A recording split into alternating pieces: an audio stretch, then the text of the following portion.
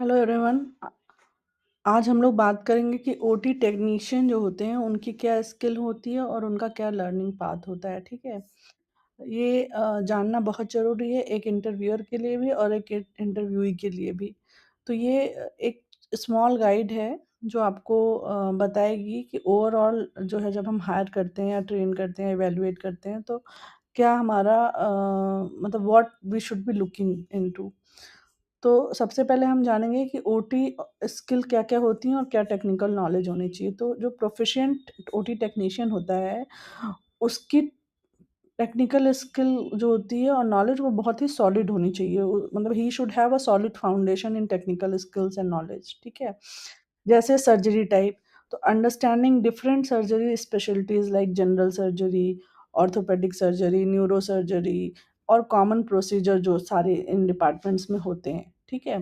फिर instrument identification का knowledge होना चाहिए, तो comprehensive knowledge of surgical instruments and there specific uses.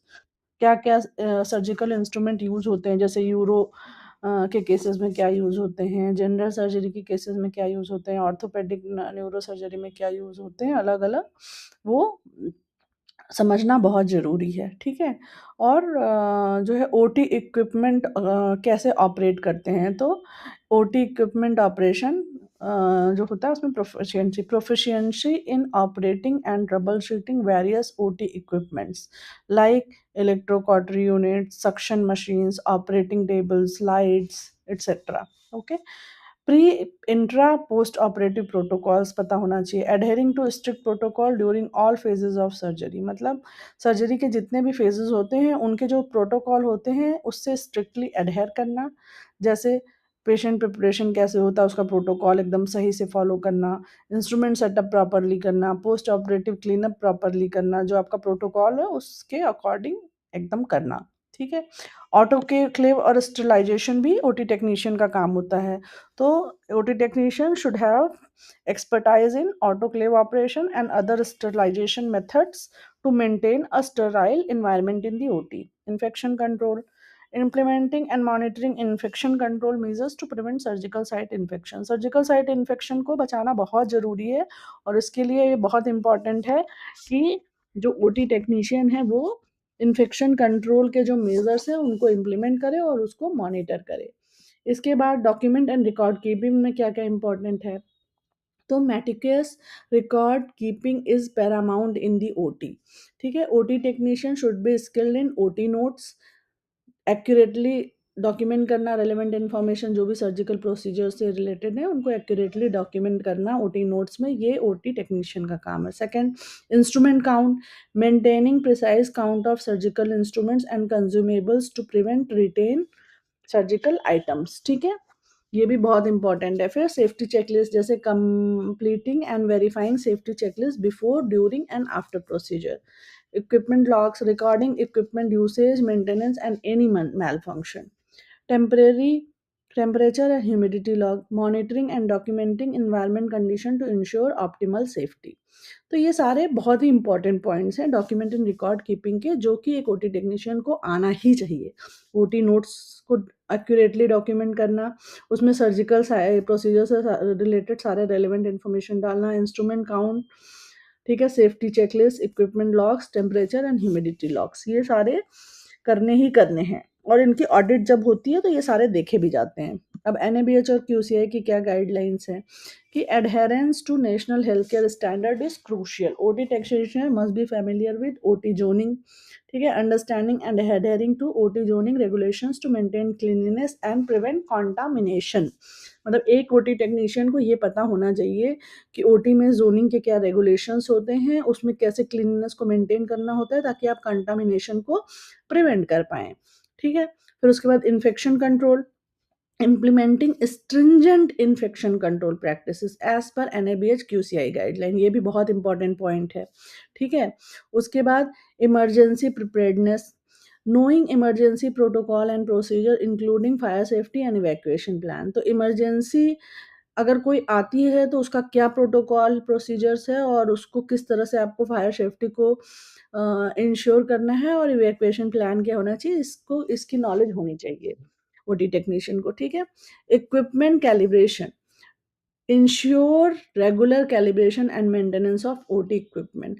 Calibration आपका करवाना है, आपको एडमिन को इन्फॉर्म कर देना है, और जो भी आपका बीएमई होगा या एडमिन होगा, they will be doing it, but maintaining कि आप इंश्योर करें एज ए ओटी टेक्नीशियन, क्योंकि आप ओटी में हर समय हैं, तो आपका ये काम है कि आप इंश्योर करें कि आपके जो ओटी इक्विपमेंट्स हैं उनका रेगुलर कैलिब्रेशन हो रहा है, उनका रेगुलर मेंटेनेंस हो रहा है, ठीक है। Incident reporting, accurately reporting any incident or near misses to improve patient safety। अगर किसी तरह का इंसिडेंट हो जाए या कोई आपको लगे कि हो सकता था, नियर मिस था, तो आपको उसको ज़रूर रिपोर्ट करना चाहिए, ताकि हम करेक्टिव एक्शन ले पाएँ और नेक्स्ट टाइम ऐसा ना हो और पेशेंट सेफ्टी इंश्योर हो। तो ये आपका जो है वो एथिकल और रिस्पॉन्सिबिलिटी है कि आप रिपोर्ट करें ऐसे इंसिडेंट्स को, ठीक है। Instrument traceability, maintaining traceability of surgical instrument to ensure accountability and prevent loss. ये भी ओटी टेक्नीशियन का काम है, ठीक है, ताकि कोई भी इंस्ट्रूमेंट गायब ना हो ओटी से। Anaesthesia and patient care basics भी ओटी टेक्नीशियन का काम होता है।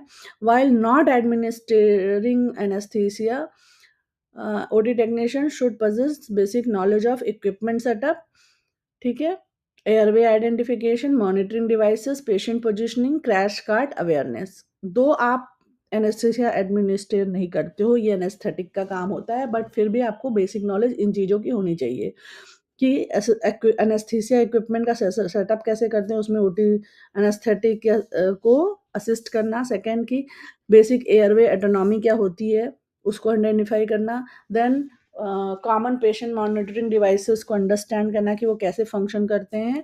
Patient positioning, assisting with safe patient positioning for surgical procedure, ये भी ओटी असिस्टेंट का काम है। और knowing the location and content of crash cart and assisting during the emergency, these things are important। तो ये आपको आना चाहिए एज एन ओटी टेक्नीशियन। फिर सॉफ्ट स्किल क्या क्या होना चाहिए। Beyond technical skill, soft skills are vital for effective team work and patient safety. This is true for all team members or all the employees, ठीक है। Team coordination, collaborating effectively with surgeon, nurses and other OT staff, ये important है। फिर calmness, maintaining composure in high pressure situation, क्योंकि जब surgery हो रही होती है तो वो हाई प्रेशर सिचुएशन होता है, तो उसमें अपना काम को मेंटेन करना। Time management, prioritising task and managing time efficiently, communicating clearly and concisely with the team, discipline, adhering to protocol and maintaining a professional demeanor, ठीक है। Hygiene, maintaining strict personal hygiene to minimise the risk of infection. ये सारे point बहुत important है। जितना ही technical skill important होता है उतना ही सॉफ्ट स्किल भी इंपॉर्टेंट होता है, तो आप लोगों को ये आना चाहिए, ठीक है। पर्सनल एट्रीब्यूट क्या होने चाहिए एक ओटी टेक्नीशियन में। Certain personal attributes contribute significantly to an OT technician success.